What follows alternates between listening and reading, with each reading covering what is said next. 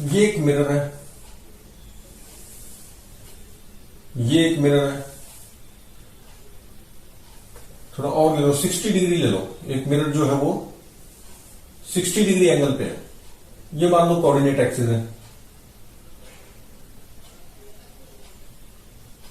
ये हमारे coordinate axis है।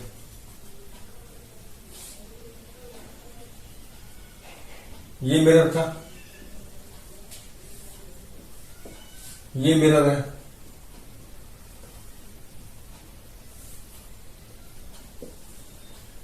सिक्सटी डिग्री एंगल है दोनों के बीच में। अब ऑब्जेक्ट ले लिया मान लो हमने 30 डिग्री पे, यहां ऑब्जेक्ट ले लिया, तो ये सिमेट्रिकल हो गया। तो जैसा सिमेट्रिकल में डायग्राम बनेगा, कोई फर्क नहीं पड़ेगा। हम अनसिमेट्रिकल केस ले लेंगे तो उसमें भी बिल्कुल कॉन्सेप्ट वही रहेगा। तो सिमेट्रिकल का देख लेते हैं। 30 डिग्री, ये 30 डिग्री,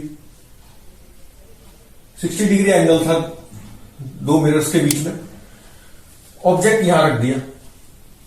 अब ये पूछा है कि कितनी इमेजेस बनेंगी और कहां कहां बनेंगी, क्या उसके लोकेशंस होंगी, क्या लोकेशंस होंगी, ठीक है, ये पूछा है।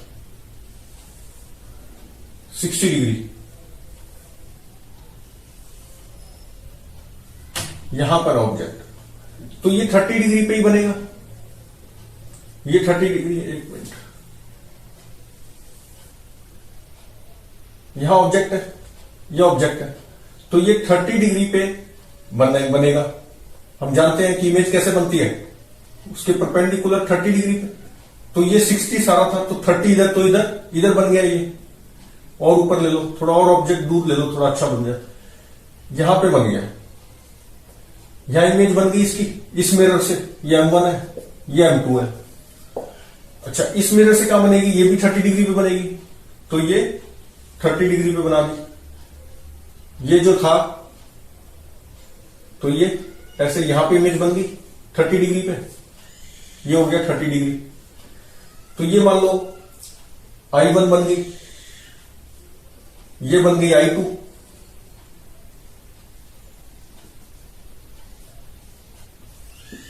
अच्छा। अब ये जो इमेज बनी इस मिरर से, इस ऑब्जेक्ट की, ये रियल वर्चुअल ऑब्जेक्ट एक्ट करेगा इस मिरर के लिए, क्योंकि इस पे स्ट्राइक करके रेज ऐसे जाएंगी। लग रहा हो इस मिरर को लगेगा कि रेज यहां से आ रही है, तो अब इसकी इमेज बनेगी इस मिरर में। कैसे बनेगी, कहां बनेगी, ये इस मिरर से कितना दूर है, 30, 60, 90, तो ये इधर से 90 पे ही बनेगी। तो ये कितना था, 30 डिग्री पे बनी थी ये, तो अब इस मिरर से 90 पे बन गया। 30 तो ये हो गया, और 60 कौन सा हो गया, 60 ये हो गया, और ज्यादा हो जाएगा, तो ये ऐसे आ जाएगा।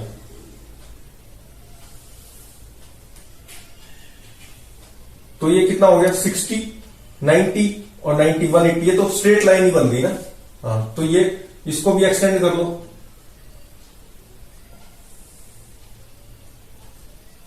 ये मिरर को मैंने एक्सटेंड किया यहां पे ऐसे, ताकि पता रहे लोकेशन क्या आ रही है। ये था 30 डिग्री, तो ये किसको एक्सटेंड किया है,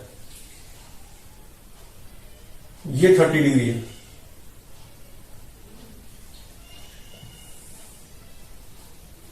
ये 30 डिग्री है ना, तो ये 30 डिग्री है। अच्छा, तो यहां इसकी इमेज कहां बन गई, ये मिरर है, ये मिरर है M1 मिरर है, इस M1 मिरर में बन गई।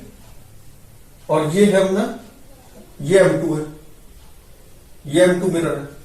अच्छा, ये इस M1 मिरर में, तो इसके यहां पे बन गई ये कितनी इमेज बन गई, I3 मान लो, I2 की I3 बन गई इधर। और ये 2 रिफ्लेक्शन से बनी है, ये 1 रिफ्लेक्शन से बनी है, ये भी 1 रिफ्लेक्शन से बनी है। अच्छा, तो यहां बन गई है I3 I2 की इस मिरर से। अच्छा, इस मिरर की इस इमेज, ये जो इमेज बनी थी इससे डायरेक्ट ऑब्जेक्ट की, ये जो है वर्चुअल ऑब्जेक्ट एक्ट करेगा इस मिरर के लिए। तो इसकी इमेज कहां बन जाएगी, नीचे, क्योंकि परपेंडिकुलर उतनी डिस्टेंस पे बनती है। तो ये I4 मान लो, ये हो गया I4, ये भी 2 रिफ्लेक्शन से। अच्छा, अब I4 बन गया यहां पे। अब I4 इस मिरर के लिए, ये जो मिरर M1 है, ये देखो यहां परपेंडिकुलर डालो तो इतनी दूरी पे बनेगी। ये एंगल कितना है? ये एंगल कितना है? दिस इज 30 और ये 30 है, तो ये भी 30 हुआ। सारे एंगल लिख लेते हैं पहले। ये 30 तो ये भी 30 हुआ, 30 डिग्री। तो यहां पे ये इमेज बनी हुई है। अच्छा, इस मिरर में यहां पे इमेज बननी है 30 डिग्री पे, तो ये इमेज कहां बन जाएगी? यहीं पर बन जाएगी, यहीं पर बनेगी इमेज। ये 90 हो गया, तो ये बन गई I5। This is I5। तो ये इमेज बन गई इसकी, इस मिरर में, ठीक है। तो और ये जो बनी थी I3, इसकी इस मिरर में बन जाएगी। कितनी है ये? इस मिरर में, ये देखो ये जो मिरर है, इसकी इमेज, क्योंकि इसके फ्रंट में है ना, तो तीसरी रिफ्लेक्शन होगी इस पे। ये भी 3 रिफ्लेक्शन से बनी है, तो ये 3 रिफ्लेक्शन से बनी। और इस मिरर से इसकी फिर यहां, तो ये कितना एंगल है? ये एंगल कितना है? ये सारे एंगल देख लो। ये पूरा 60 था, ये 30 था, 90 हो गया, पूरा 90, ये 30, तो ये 30 और ये 60, सारे एंगल हो गए अपने पास। तो ये 60, ये 30, तो ये इसकी इमेज यहां पे कोइंसाइड कर जाएगी। ये जो इमेज है, ये इमेज यहां पर इसी पे कोइंसाइड करेगी 30 डिग्री पे।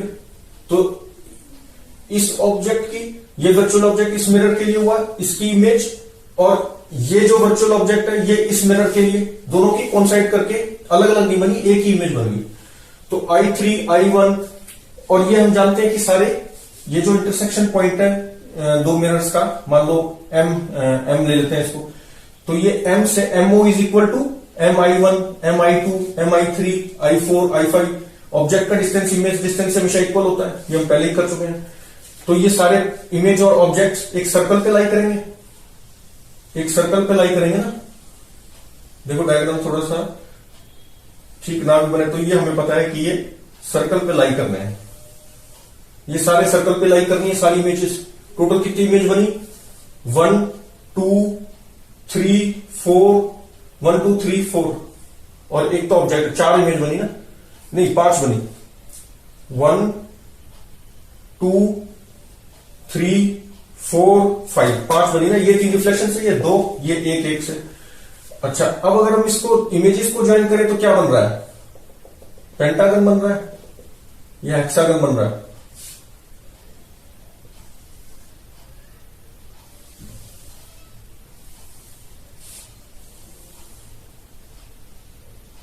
ये यहां पर एक ही पॉइंट है,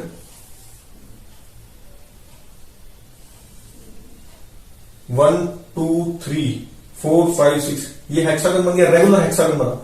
अब क्या होता कि अगर हम ये ऑब्जेक्ट जो है यहां पे सिमेट्रिकल ना लेके अनसिमेट्रिकल लेते, मान लो, तो अनसिमेट्रिकल लेते तो मान लो ये 30 30 था और ये 60 था, तो मान लो मैं 40 20 कर देता हूं, 40 और ये 20, तो पहली इमेज कहां बनती? 40 पे, इसकी कहां बनती? 20 पे।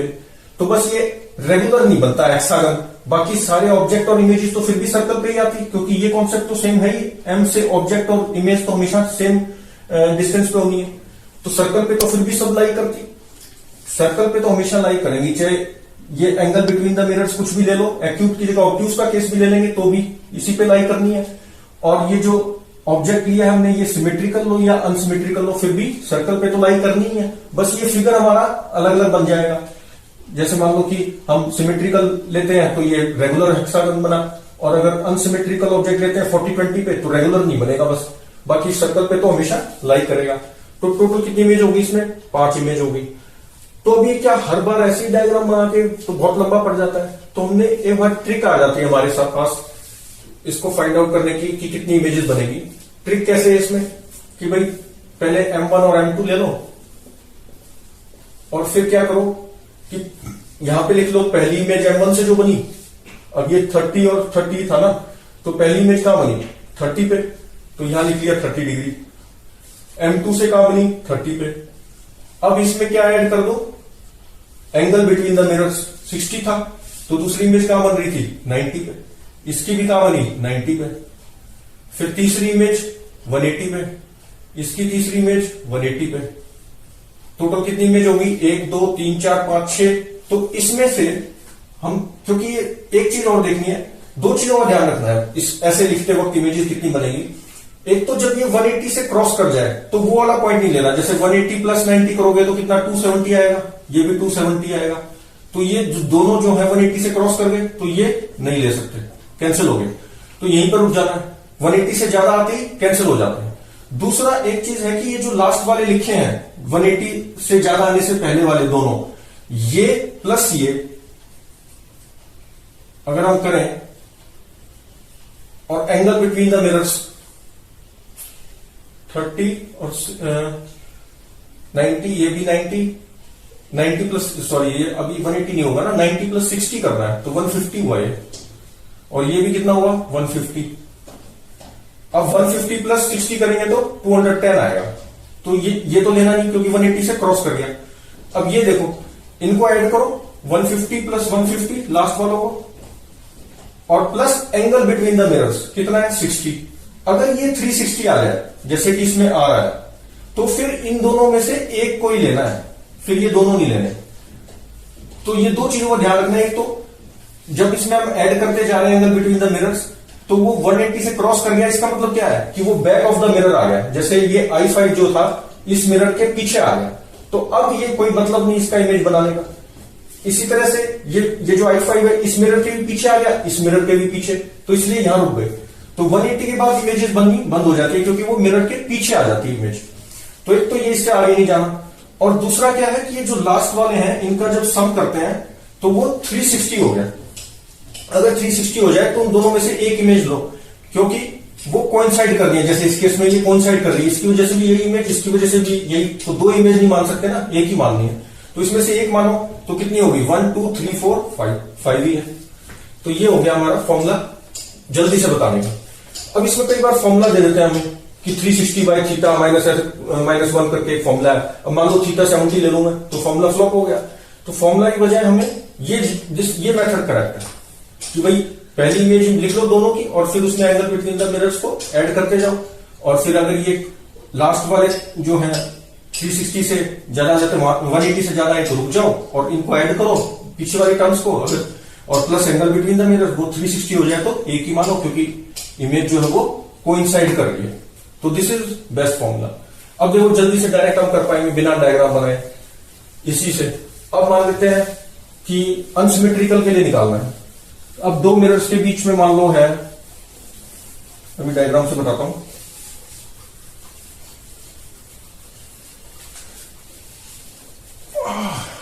चलो नेक्स्ट में करेंगे दो क्वेश्चन।